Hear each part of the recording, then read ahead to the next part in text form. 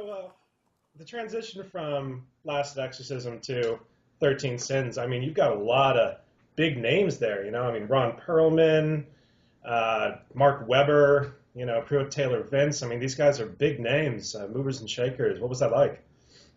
It was quite a switch because my first two movies were fake documentaries, and it's just a completely different way of working because you don't have in the first case we didn't have a script. In the Last Exorcism case we did have a script, but we never showed it to the actors because I always had the feeling if that was the best kept secret. If the actors ever read lines, they won't be able to forget the lines again.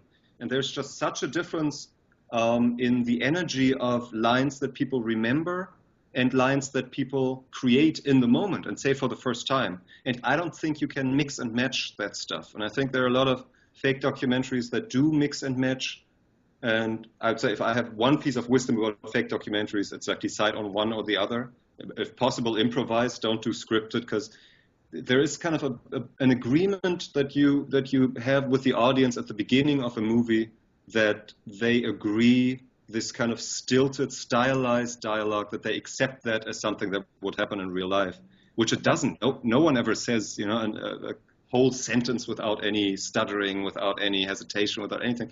But because you're in this movie world, you kind of accept it. But you can't mix and match, I think. So from Last Exorcism to 13 Sins, for me, the biggest difference was that suddenly I was shooting in this conventional style, for better or for worse, and not in the fake documentary style anymore. And of course, the advantage is that most known actors, name actors, are not improv actors, but they are working in that field of bringing lines, scripted lines to life, right. You know?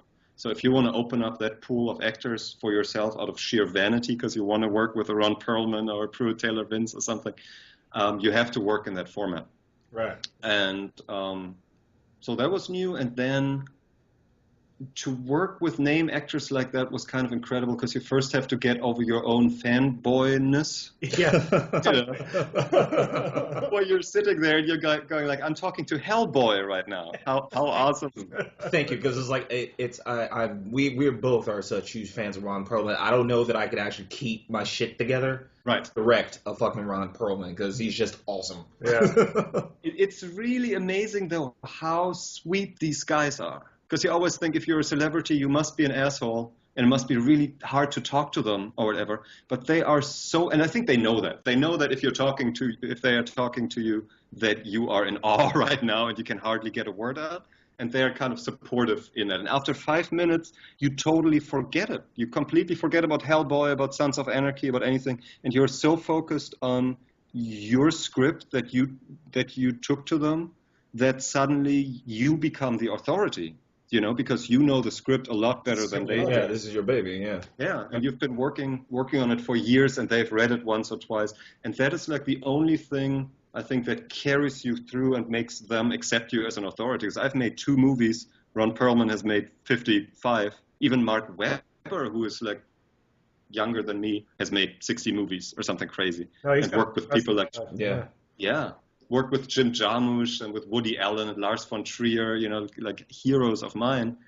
And you just kind of really have to, for me, that was a step, the ego thing, that you kind of want to come across as the smart director guy, but it's really standing in the way. And in the end, you just have to go, it's not about me. It's not about that they come out of the project saying that was the smartest guy I've ever worked with, because they have worked with Woody Allen, Lars von Trier, and all that. They have worked with smarter guys. You know, that's a battle I've lost before we even start. So you just really focus on what you need from them. And if they're good actors, and the cast in 13 Sins was just exceptional, they are open to that. Yeah. You know, and they're excited about that. And Mark in particular, the funny thing is he does a take and then you come to him with adjustments and he is excited about them, which not all actors are, because the subtext is what you just did wasn't exactly what I wanted. Let me adjust that. Right. So different people react to that differently. There's Mark, egos with that, especially dealing with actors. Right, you know.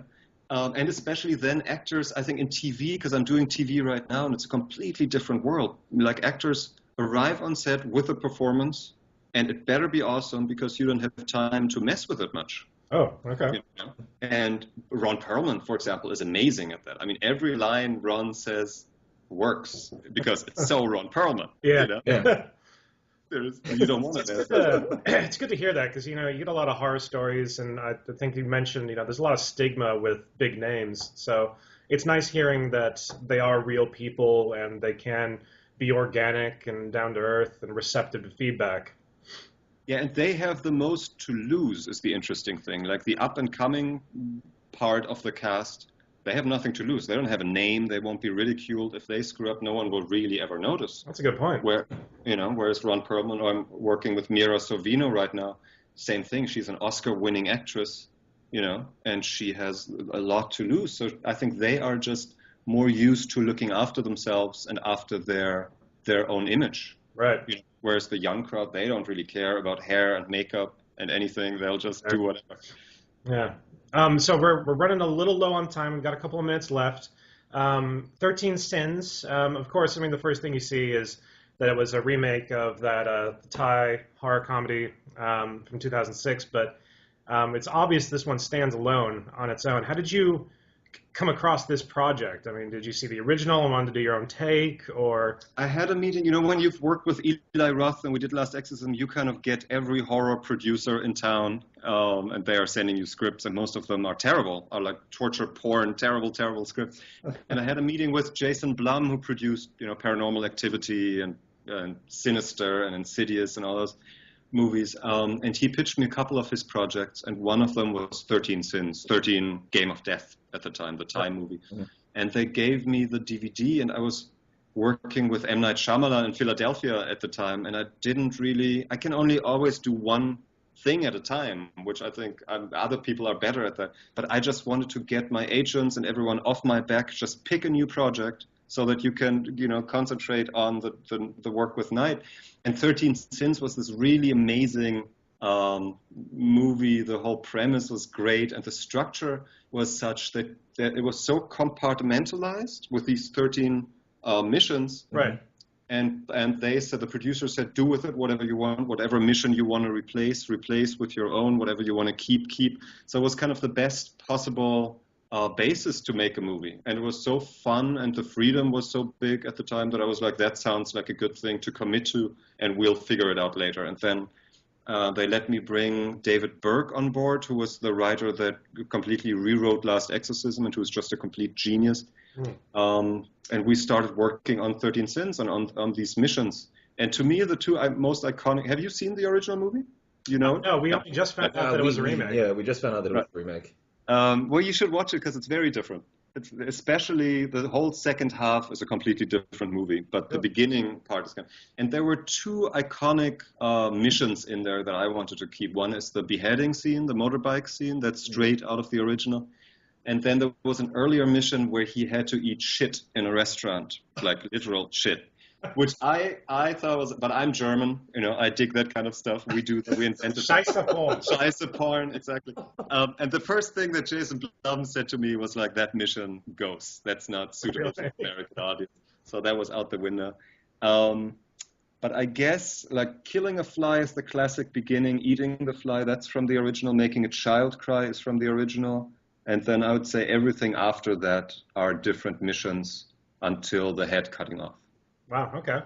Yeah, it's, it was such an intense ride to go through, like, laughing your ass off to, like, holy shit. What the hell is going on? The escalation is so quick, and, Mark really did an amazing job just keeping the intensity of this evolving character. Yeah, his transition throughout every mission, you can see like a subtle like twitch with him, which was just to go from complete desperate, loser, waste of life, whatever, until like, you know what, I love this shit. What's the next fucking shit? Yeah, hold on, let me take a chair.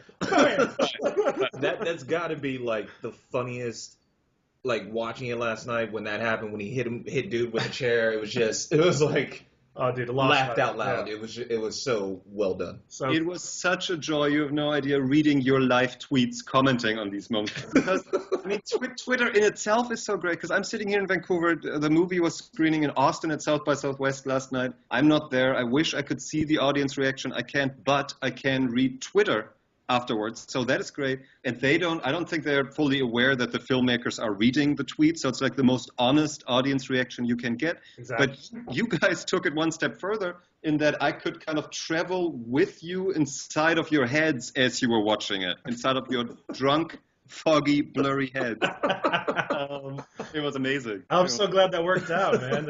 I mean, it was a real shock to us to find out that you were right along with us. Because, I mean, when we picked 13 Sins, the thing that drew us to it was obviously the cast. We saw your name, and the fact that it was coming out on the 18th, so we knew we had a little bit of a lead into it. Right. And to be honest, I was ready to hate it. You know, I mean, it's so rare for lightning to strike twice, you know, but I don't think this is lightning in your case. I mean, this is real talent. This is a quality product. And it's the way that you shoot. It's when you get like big production like this, because the first time I saw the trailer was on IGN, and I was like, oh, that's interesting. But I treated it like, you know, that's another big budget horror film. But the way they shot it, actually, there's a deep like indie feel to it. Mm-hmm. So that's actually what makes it fucking awesome. Yeah, you get the feel. You don't get the necessary tropes that you get when you watch like a lot of modern big budget horror films. Oh, nice. Yeah, we would have done the usual tropes. We just didn't have the money for it. That's not a creative decision. The helicopter shots that we would have had. Right. Yeah. I mean, well, a lot of times you see like, you know, you got 13 different cameras in one scene, and they're like, well, we'll just pick whatever one works best in post. But the deliberation with which you set up each shot, I think, really led to a more engrossing experience. You know, I mean, it felt like you were right there with him every step of the way. You know, and whenever you were with a different character or whatever, I mean, yeah, it just felt like an organic story as opposed to like this sort of cinematic, you know, extravaganza or what have you that you get for like some AAA blockbuster Michael Bay bullshit. That I didn't have to wear 3D glasses, which I appreciate. I just bought the first TV of my life, and it comes with 3D. And I always was like, I don't need 3D, whatever. And I put on the glasses, and I was like, holy shit, I don't want to watch 2D ever again. Yeah. It's like the most amazing thing in the world. So if I could have shot 13 Sins in 3D, all from a helicopter, all handheld from a helicopter, for $40 million, I probably would have done that. But that's not the version you saw. I'm glad you didn't. How drunk are you guys when you're watching a movie? Like, what are we talking about? Well, dude, it all depends. It all varies. That was like, what, like 1 o'clock in the morning? I think it was. Yeah, we were gaming on, oh, fuck it. We were gaming on Titanfall for a while, getting like nice and toasty. Then we started in, it was like, all right. There's a requisite level before we do a review or anything, because I mean, you know, Hemingway said it best: "Write drunk, edit sober," and